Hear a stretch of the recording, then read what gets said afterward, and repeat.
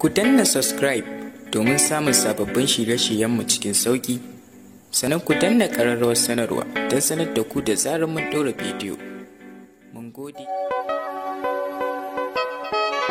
Cikin zuciya ke ce mafarkin da na yi tunani nake ina zana maganki.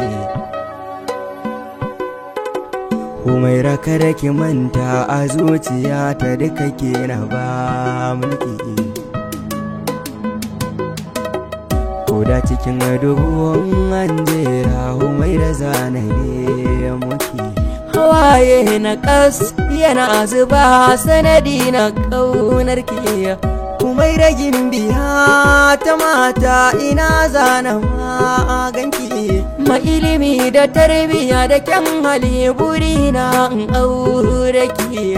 Su mahaɗi na zuciya don Allah ban so ku dinga mamaki. Ta zama to ani na zama to a ita kaga yar gidan mulki. Idan damuwa ki saranki ni kadai ne nake sanki. Naga kuna sanar yan wasan Hausa me ke faruwa. Da mu da ku guda ne ba wani bambancin rayuwa.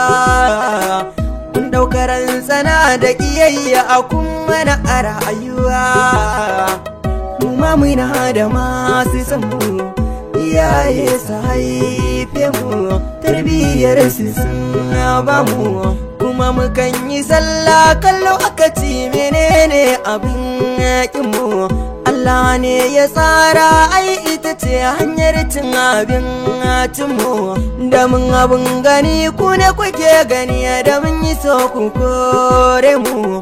Yayan ku ba ku san ba mu to menene laifin mu. Ba aibu a halin mu. Mu ma malamai ne dan faɗakarwa a muke sana'o'in mu. Har wasu su gani ta kasi waya su ne suke ta gaishe mu. Godiya muke yi kun ji masoya masu ƙaunar mu. Mun san a inda rai da rabo har abada ba ku kyamar mu. Idan ga ku kun da masoya ba mu yin damuwa. Kuma ku ne kaɗai kuke cire mana duk damuwa. Idan muna cikin damuwa kuma kuna damuwa. Soyayya gaman jini ce mai raba ta sai ya azauce.